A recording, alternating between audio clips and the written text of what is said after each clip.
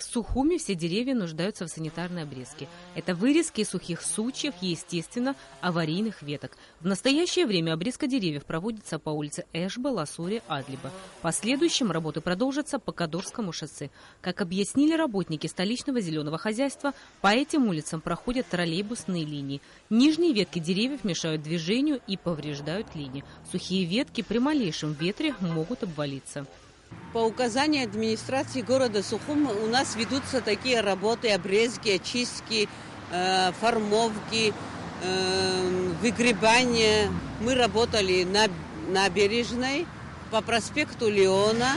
Чистка — это просто, чтобы люди друг друга при переходе дороги, пешеходной дороги, люди друг друга видели, чтобы видимость хорошая была. Помимо обрезки деревьев и облагораживания зеленой зоны, в столице проводятся ямочные работы.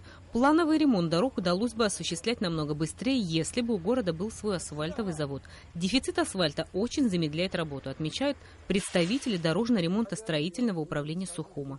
Процесс делается нелегкий. Сперва режется швонорезом, а потом компрессором выдалбливается.